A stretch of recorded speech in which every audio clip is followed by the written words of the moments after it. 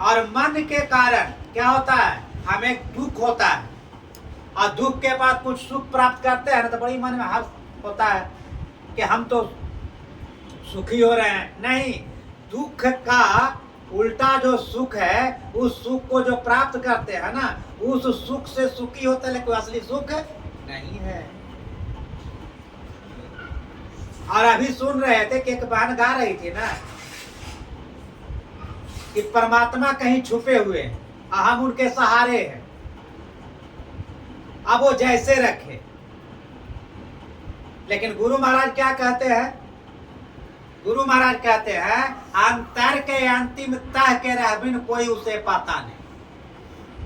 अगर उस परमात्मा को आप देखना चाहते हैं तो आपको अपने अंदर में चलना होगा, और यही अंदर में चलने का नाम है सत्संग। एक सत्संग ही ऐसा चीज है जो आपको अपनी ओर ले जाता है, आपको अपना ज्ञान करा देता है, आपको अपने आप जो आप हैं, जीव हैं, यह जीव अपनी आत्मा को देखता है, परखता है, और जब उसका मुलाकात करता है तब उसको पता चलता है कि यह संसार नश्वर है, और नश्वर संसार में हम सस्वर मान के चल रहे थे, हम खुश होना चाह रहे थे।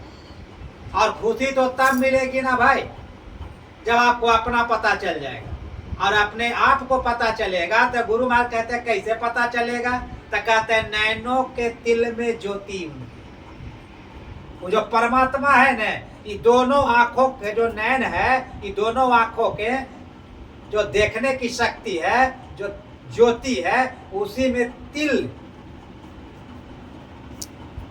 जो गुरु महाराज कहते हैं सुखमनिया में मोरी नजर लागे। ये कैसे जानेंगे, ये कोई पूजा पाठ से नहीं जान सकते हैं, ये किसी भी तरह से कोई कर्मकांड करके आप नहीं जान सकते हैं। चाहे विजयदशमी मना लीजिए, चाहे कुछ भी कर लीजिए, चाहे गणेश पूजा मना लीजिए, आप नहीं जान सकते हैं परमात्मा को।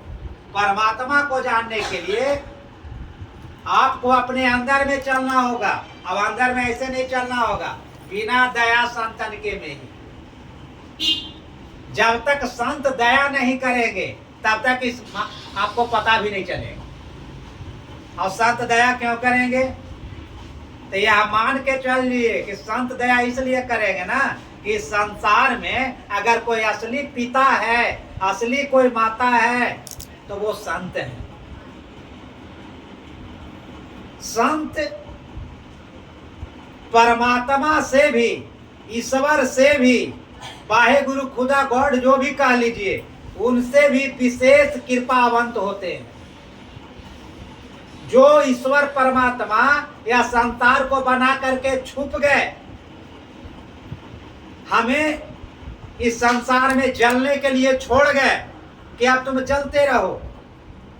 लेकिन संत इतने कृपालु होते हैं, इतने दयालु होते हैं, उनकी बहुत अंदर में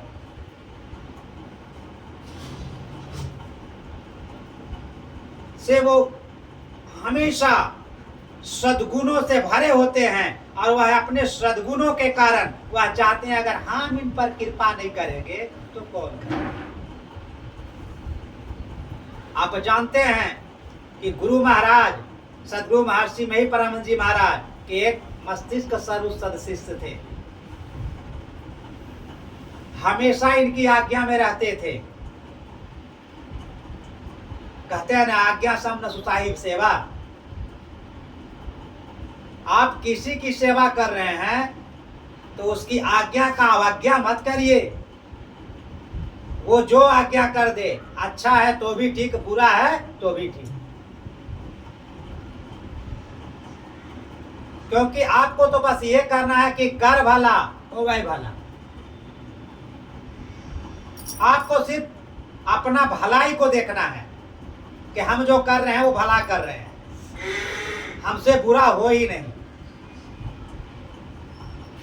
गुरु महाराज का जो निवास कक्ष है, जहां गुरु महाराज शयन कक्ष है, उन्हीं के बगल में उनका भी शयन कक्ष है। एक बार की बात है कि वो गुरु महाराज जी को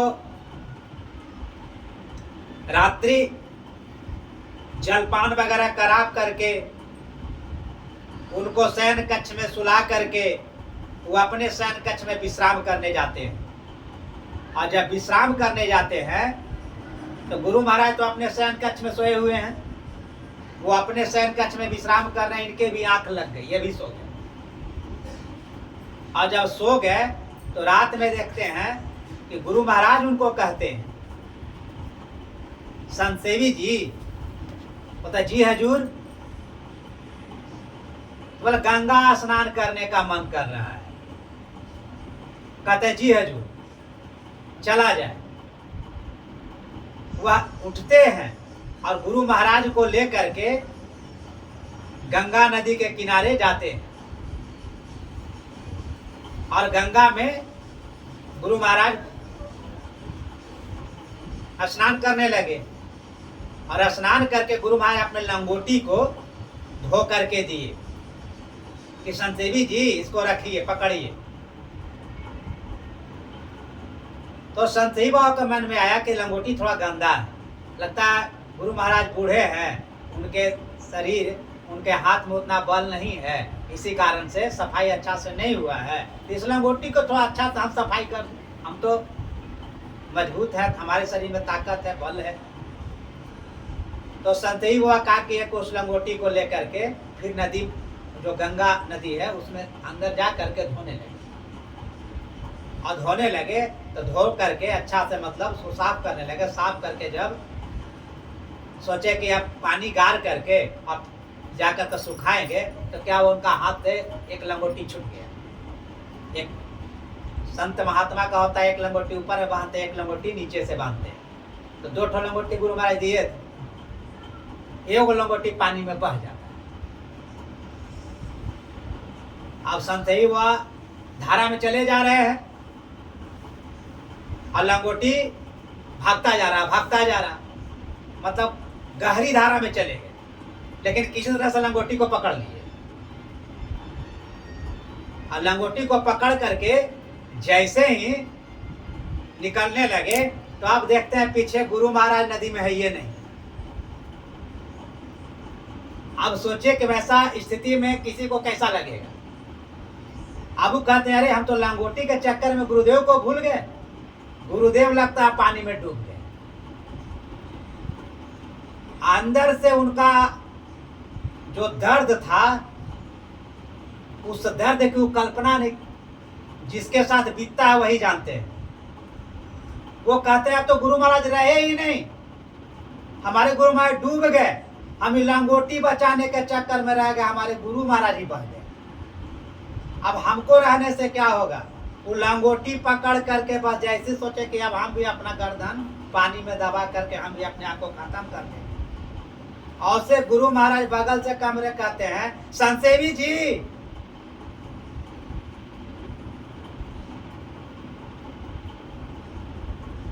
जो सोए हुए सपना देख रहे थे संतसेवी बाबा, कहते जी हजूर। दौड़ते हुए गए रूम में, कहता है की सपना देख रहे थे, पर कोई सपना अपना देख रहे थे। कहते हैं जी हजूर, हम ऐसा ऐसा देख रहे थे।